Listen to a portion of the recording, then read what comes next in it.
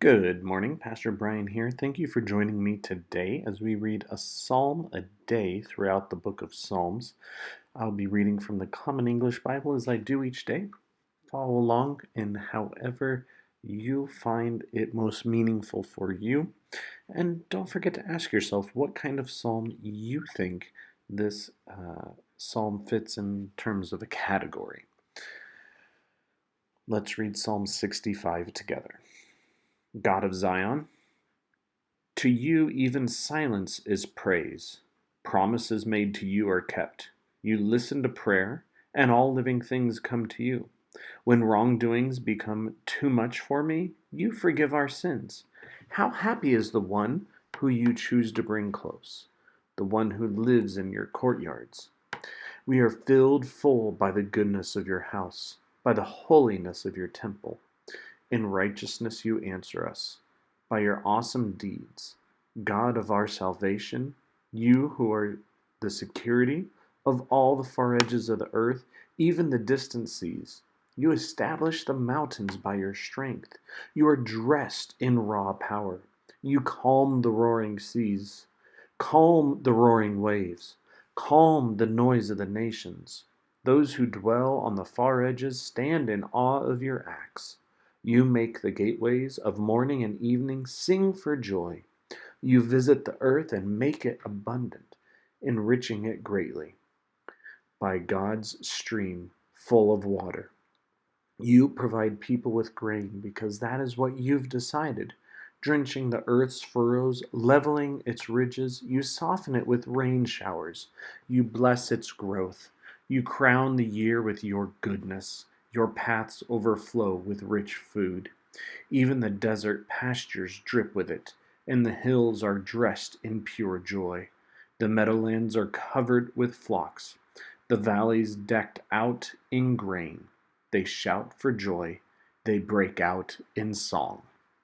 That's the end of Psalm 65.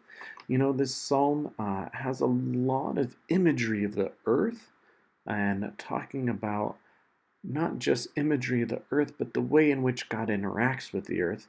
And I love that. One, I think like literally it is talking about, times of bounty and times of harvest and things like that. As it talks about, you visit the earth and make it abundant, enriching it greatly in verse 9.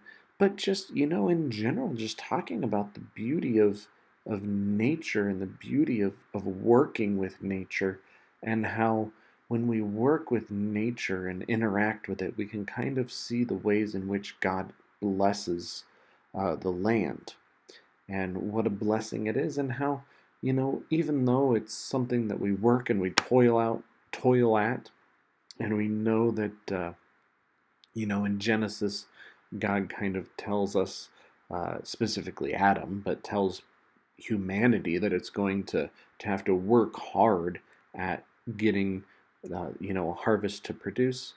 At the same time, here it says, that God is the one who showers it. God is the one who makes good soil. God is the one who even makes desert pastures drip with it, and the hills are dressed in pure joy. So, even though there is that kind of command that, or dictation, I guess, that the world, that the earth is going to be something that we have to work hard at, this psalm seems to say, you're still working at it, but God is working with you in it. And God is the one who blesses us with the rain and the sun at the times in which we need it. And that's just some beautiful imagery. And that just at the very end, that they, as in the world, shouts for joy and breaks out in song. That the world is a part of this hymn and this worship of God and all that God has done for this creation. So, what did you hear? What did you like?